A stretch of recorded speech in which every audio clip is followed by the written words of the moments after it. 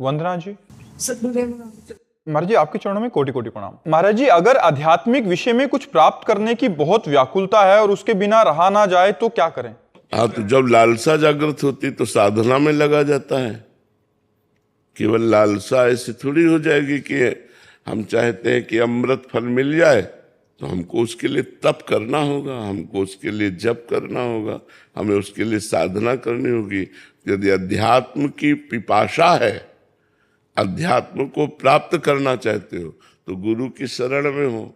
और जो साधना गुरु जी ने बताई, वाणी जी का पाठ, नाम जप, मंत्र जप, ठाकुर सेवा, सत्संग, ये अगर आप करेंगे तो अध्यात्म को प्राप्त हो जाएंगे। हाँ, और निरंतर, और पापाचरण को रोक करके, गलत आचरण न होने पावे।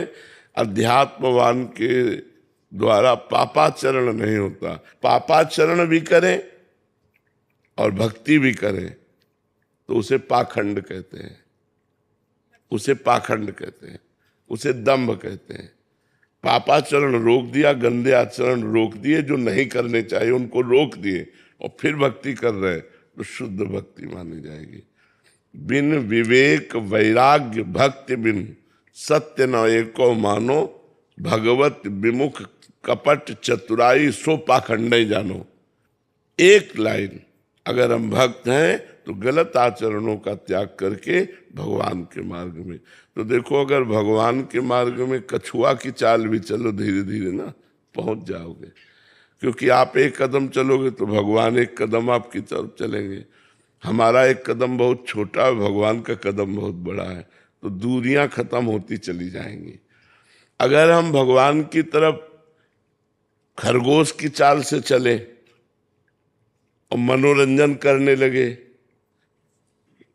स्कूल में एक बार पढ़ा था, किसी क्लास में 2-4 कक्षा में होगा, हमने पढ़ा था, तो कछुआ चला और हिरन दौड़ा, हिरन या खरगोश, जो भी, खरगोश, वो दौड़ा। अब उसकी तो बहुत दौड़ है, उसने सोचा कि कछुआ क्या है, हम थोड़ी देर आराम कर लेते हैं। आराम करने में लग गए, वो सो गया, कछुआ पहुंच गया। तो जैसे हम खूब भक्ति की और मनोरंजन में लग गए, भोगों में लग गए कि यार भक्ति तो कर ही रहे, 1 घंटा थोड़ा, तो वो खरगोश वाली दशा है। एक एक कदम चलो, जमा जमा के चलो, गलत बातों को छोड़कर चलो, मनोरंजन मत करो, तो आप पहुंच जाओगे भगवान के पास। प्रायः गलती यही हो जाती है कि जब हम भजन करते तो लगता है भगवान तो मिल ही जाएंगे, ये भोग आया, भोग लेते हैं, मनोरंजन कर लेते हैं, थोड़ी देर तो मनोरंजन कर ही लेते हैं यार, दिन भर भजन में लगे। वो थोड़ी देर का मनोरंजन का बल पाकर मन आपको परास्त कर देगा। मन को धीरे धीरे वश में किया जाता है, धीरे धीरे इंद्रियों को विषयों से हटा करके भगवान में लगाते हुए, और जितना हटा लिया फिर उस पर बिल्कुल ब्रेक मार देते हैं, बैक तो गाड़ी जाने ना पावे।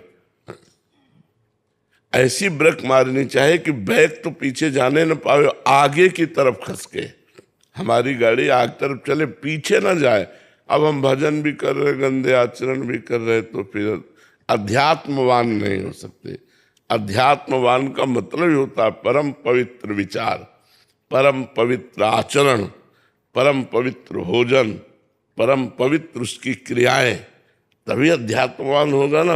अब गंदा खान पान, गंदा आचरण, गंदा व्यवहार, और अध्यात्मवान तो वो केवल ढोंग है, अध्यात्मवान का अध्यात्मवान नहीं है।